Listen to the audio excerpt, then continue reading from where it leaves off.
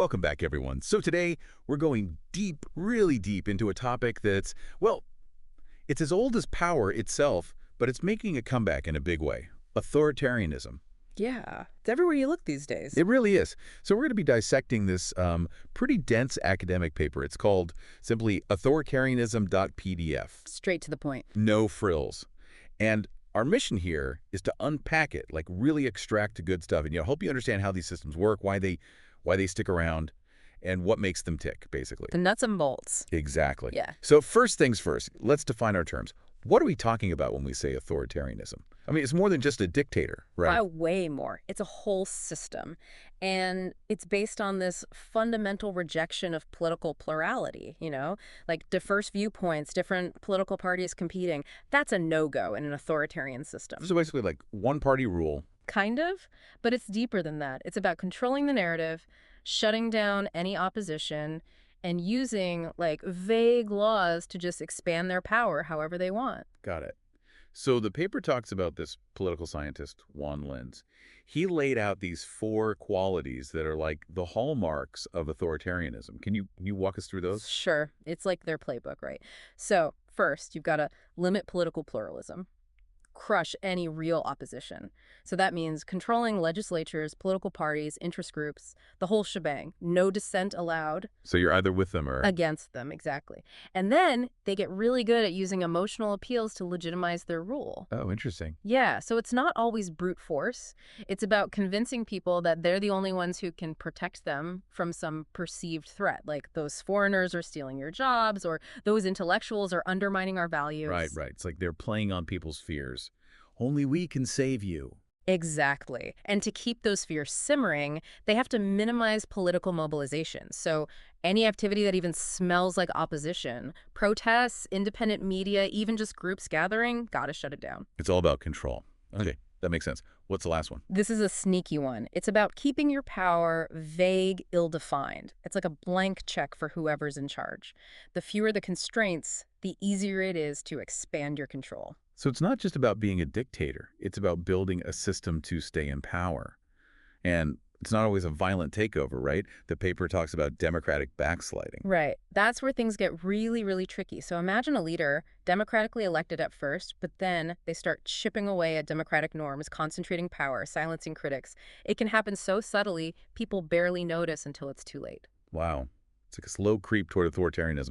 So, okay, we have a good idea of what it ISS, but how do these regimes actually operate? What are their tools, their tactics? Well, there's the obvious one, repression.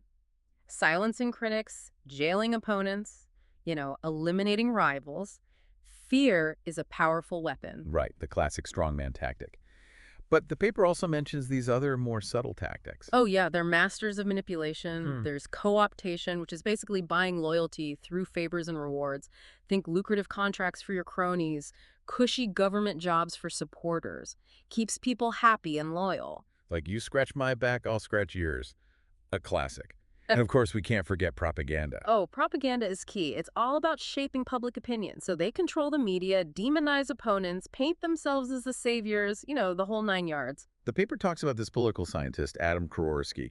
He said that authoritarian regimes rely on this kind of trifecta: lies, fear, and economic prosperity. Yeah, he nailed it. If people are afraid, they believe the propaganda, and they're doing okay financially, they're less likely to cause trouble. It's a cynical but effective strategy. But I do want to point out, people living in authoritarian regimes aren't necessarily living in this constant state of fear, Daily life can feel pretty normal, surprisingly. It's an interesting point. It reminds us that these systems are complex. Yeah. And it's not always black and white. Now, this next part was really interesting to me. The paper talks about constitutions in authoritarian states, which seems kind of counterintuitive, right? Yeah, why bother with a constitution if you're just going to ignore it, right? Exactly. Well, that's the clever part. These constitutions, they often function as like tools of control and propaganda. It's this idea of authoritarian constitutionalism. So it's like a PR stunt. Hey, look, we have a constitution too. We're a democracy, just like you. Bingo.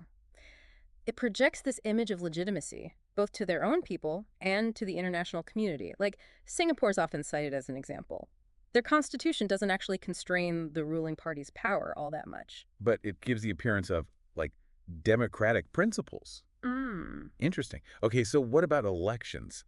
Surely those are a no-go in authoritarian regimes. Not so fast. Elections are actually more common than you might think in these systems. Wait, hold on. Elections, but how does that even work? Well, they're carefully managed, of course. Controlled opposition, media manipulation, electoral fraud, even violence to deter people from voting against the regime. The whole shebang. So they go through the motions of democracy, but they rig the game to ensure they win. But if it's so obviously rigged, what's the point? Again, it's about maintaining that facade of legitimacy. And it can actually be a useful tool for, gauging public sentiment. Even if it's manipulated, the regime can get a sense of where the potential trouble spots might be.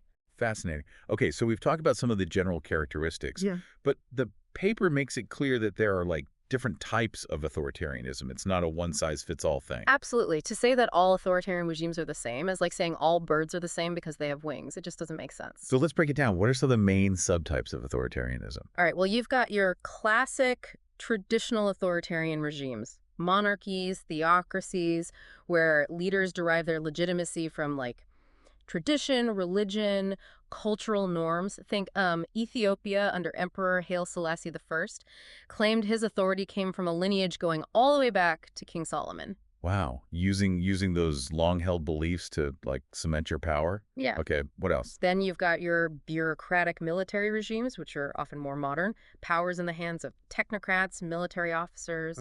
South Korea under Park Chung-hee is a prime example. He was a dictator, no doubt, but he also oversaw this huge economic boom in the 60s and 70s.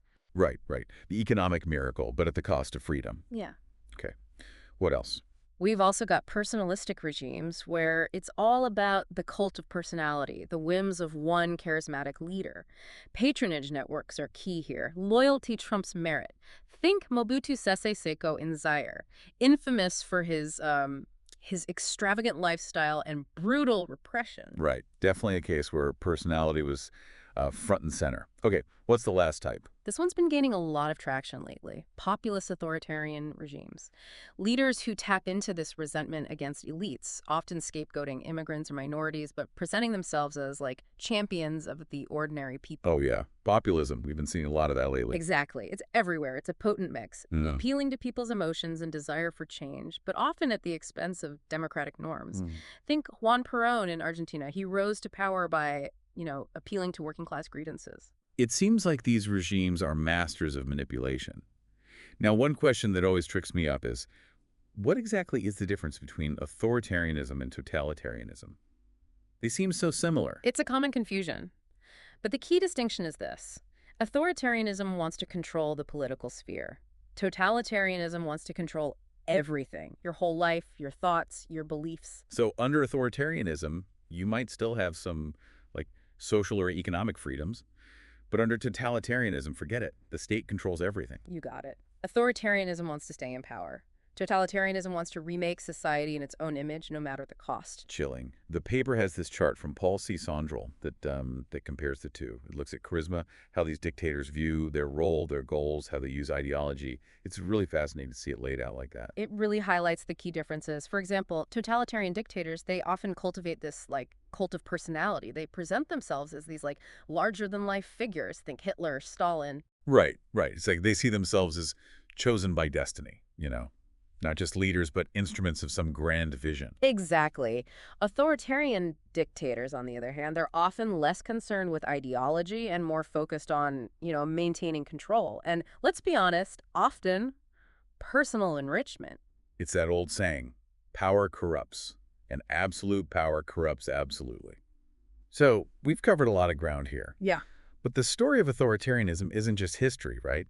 The paper traces this fascinating and kind of disturbing trend. Yeah, it's like a horror movie villain that just keeps coming back. Ugh, tell me about it. After declining, after World War II and the Cold War, we're seeing this resurgence of authoritarianism in the 21st century. The paper calls it a democratic recession, and Freedom House, they report that global freedom scores have been declining for over a decade. So what's fueling this authoritarian comeback? Well, that's a big question, and we're going to tackle it in the next part of our deep dive. Buckle up. It's going to be a wild ride. Because this isn't just an academic exercise. This stuff is happening right now. Yeah. And it affects all of us. So we'll be back soon to explore those forces shaping this trend and what it might mean for the future of democracy. Stay tuned. Okay, so we've laid the groundwork. We know what authoritarianism is, the tactics, the different flavors. Now let's get into why it's making a comeback. And the paper points to some pretty huge global trends at play. So what's the first one we should unpack? Well, it might seem counterintuitive, but globalization, for all its benefits, it's also played a role in this resurgence. Wait, really? I always thought of globalization as like this force for connection, for spreading ideas and cultures. Yeah. How does that fuel authoritarianism? Well, think about it this way. While globalization has, lifted millions out of poverty, it's also created winners and losers. And some groups, they feel left behind. Their jobs are shipped overseas, their communities are changing rapidly, and they start looking for someone to blame. Enter But the populace. yeah, exactly. Populist leaders, they're masters at exploiting this economic anxiety, pointing fingers at immigrants, minorities, global institutions, anyone but the actual source of the problem, really. It's that classic us versus them narrative. Create an enemy, stoke the fear, and then you swoop in as the savior. And it works, Right. unfortunately. The paper also talks about the rise of neo-nationalism, this intense focus on national identity and sovereignty, which can be a powerful force for unity, but But it can also be pretty exclusionary. absolutely. Neo-nationalist leaders, they often promote a very specific and often narrow view of who belongs in the nation. And if you don't fit that mold, whether it's ethnicity, religion, culture, you're seen as a threat. It's like they're drawing a circle around who's in and who's out, and anyone outside that circle is like fair game for demonization and discrimination. Yeah. And that kind of thinking creates fertile ground for authoritarianism to take root. Okay, so globalization and neo-nationalism. What else is contributing to this authoritarian creep? The paper also mentions technology, which seems like a double-edged sword. Oh, technology is fascinating because it can be used for both, for liberation and impression. So, on the one hand, you have authoritarian regimes using technology for surveillance, for censorship, for spreading propaganda on social media. Right, right. And we've seen how easily misinformation can spread online, especially during like times of crisis or uncertainty. Absolutely. But at the same time, technology also empowers citizens to organize, to mobilize, to hold their leaders accountable. Think about the Arab Spring. That was fueled in part by social media. It's a reminder that technology is just a tool. It's up to us to decide how we use it and what kind of world we want to create with it, I guess. I couldn't have said it better myself. We have to be vigilant about who controls the technology and how it's being used to shape our perceptions and influence our behavior. Speaking of powerful forces shaping the world, the paper also brings up something called the Beijing Consensus. Can you explain what that is? Sure, the Beijing Consensus is, well, it's a bit controversial. It's basically the idea that China's model of authoritarian capitalism is a viable, even superior alternative to, Western-style liberal And democracy. they have a point, right? I mean, China has lifted millions out of poverty, become this global economic powerhouse, all while maintaining strict political control. Their success is undeniable. And for countries that are struggling with, poverty or political instability, China's model can seem pretty appealing. Especially when Western democracies are, facing their own set of challenges. We're struggling with polarization, economic inequality, political gridlock. It's like we're not exactly living up to our own ideals. Exactly. It's a crisis of confidence. And authoritarian regimes, they're all too happy to exploit that. Yeah, they point to China and they say, see, democracy is messy and inefficient. Our way is better. It's a powerful narrative, Yeah. especially when it's, backed by China's economic clout. So what does that mean for the future of democracy? Is China's model the way forward? That is the million-dollar question. And I don't think anyone has the definitive answer. But as citizens of democracies, we can't just sit back and assume that our system is, inherently superior. We have to, We have to fight for it. We have to adapt. We have to improve it. We have to demonstrate that it can actually deliver on its promises of, freedom, equality, and prosperity. well said. It's not a spectator sport. Democracy requires active participation and a willingness to defend our values. So we've talked about these big global forces, globalization, neo-nationalism, the rise of China.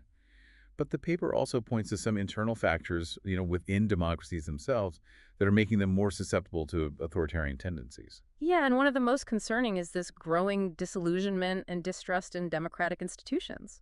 People are losing faith in the system. In many places, yes. And it's not hard to see why. I mean, think about the financial crisis of 2008. That really shook people's confidence in the global economic order. And then you have the political gridlock, the polarization that's become so common. People just feel like their voices aren't being heard, that the system is rigged against them. And social media often just exacerbates these feelings, you know? It creates these echo chambers where people are only exposed to information that confirms their existing biases. And it makes it harder to have, constructive conversations, to find common ground. It's like we've lost our shared reality. Yeah. And that makes it so much easier for authoritarian leaders to exploit those divisions and anxieties. Absolutely. They thrive on chaos and instability. It allows them to step in and present themselves as the only ones who can restore order, who can provide these, simple solutions to complex problems. There's this concept in the paper that really struck me, the elimination of gatekeepers of knowledge. Oh, yeah. That's a fascinating one. It's basically the idea that with the internet, with social media, those traditional sources of authority, journalists, academics, scientists, they've lost their monopoly on information, which in theory sounds great, right? More voices, more perspectives. Yeah, democratizing knowledge is a good thing in principle. But the problem is, it's also created a situation where anyone can claim to be an expert, regardless of their qualifications or credibility. So suddenly everyone's an expert. And we're in this post-truth world where objective facts are dismissed as fake news or, elitist propaganda. It's like we can't even agree on what's real anymore. And that makes it incredibly difficult to have, rational debates, to make informed decisions. It creates a breeding ground for conspiracy theories, misinformation, and of course, authoritarian leaders are masters at manipulating that. It's like they can create their own reality, Mm. cherry-picking data, twisting facts, appealing to people's emotions rather than their reason. And social media allows them to do this with incredible speed and reach. It's a daunting challenge, but we can't just give up and say, well, that's just the way it is now. We have to find ways to, rebuild trust in institutions, promote critical thinking, teach media literacy, create spaces for respectful dialogue. Those are all tall orders, but essential if we want to protect and strengthen democracy, I guess. It feels like, I don't know, we're at a crossroads or something. The stakes are really high. Yeah, we are at a pivotal moment. And as the paper highlights, this isn't just about some abstract political theory. This is about people's lives, real people's lives. Because when democracy erodes individual rights and freedoms, they erode too, right? Exactly. Freedom of speech, freedom of the press, freedom of assembly. Those are the cornerstones of any functioning democracy. And when those freedoms are like chipped away at, Yeah. it creates this climate of fear, of self-censorship. People become afraid to speak out, to challenge authority, to hold their leaders accountable. It's like a vicious cycle. And once it starts spinning, it's hard to break. But history shows us that it is as possible. We've seen people rise up against authoritarianism time and again, fighting for their rights, demanding a better future. Yeah, I mean, the fall of the Berlin Wall, the dismantling of apartheid in South Africa, countless movements for civil rights and social justice, those are powerful reminders that even the most entrenched systems of oppression can be challenged and overcome. They're testaments to the human spirit, that unwavering belief in freedom and dignity. But those victories don't come easy. It takes courage, determination, and a belief in the power of collective action. And it takes understanding the nature of the threat, recognizing the patterns, the tactics that authoritarianism uses. That's where a deep dive like this becomes so important, I think. Knowledge is power, right? Huh. If we can identify the warning signs, we're better equipped to resist them. It's about being informed citizens. It's about engaging in critical thinking. It's about demanding more from our leaders. And it's about supporting organizations and individuals who are like on the front lines, fighting for democracy and human rights around the world. This isn't just about those people over there, It's about all of us. Authoritarianism in any form is a threat to human dignity and freedom everywhere. Well said. So as we wrap up this deep dive, let's revisit the key takeaways. We've learned that authoritarianism is a shapeshifter, right? It's complex, it's multifaceted, it has this long and often tragic history. Yeah, we've explored its core features, the different masks it wears, and, that crucial difference between authoritarianism and its more extreme cousin, totalitarianism. We also examine the forces that are driving its resurgence in the 21st century, from globalization and neo-nationalism to the rise of China and, the erosion of trust in democratic institutions. And we've highlighted, I think, the most important takeaway of all, the need for awareness. We need informed and engaged citizens who are willing to defend democracy and fight for their freedoms. Now, as promised, I'm going to leave you with a question to ponder. Something we didn't explicitly cover, but it's really crucial as we navigate this complex landscape. I'm all ears. If authoritarian regimes often manipulate elections to appear legitimate, how can we as citizens distinguish genuine democracies from those that are just facades? That's a great question, and it's one that each of us needs to grapple with, I think. It gets to the heart of what it means to be a critical thinker in a world where information is constantly being manipulated. Yeah, it's about looking beyond the surface, right? Yeah. Examining the structures of power, demanding transparency and accountability. And it's about being willing to speak out, to challenge the status quo, to fight for the values that we hold dear. Because democracy is not a spectator sport. It's a participatory process that requires, constant vigilance and engagement. Well said. It seems we've reached the surface of this deep dive. But this is just the beginning of the conversation, really. So I encourage you to keep exploring this topic, read more, talk about it with your friends and family, and, find ways to make a difference in your communities. After all, that's what a deep dive is all about. Sparking curiosity, inspiring action, and empowering us to be, more informed and engaged citizens. Thank you for joining us on this journey. Until next time, keep diving deeper.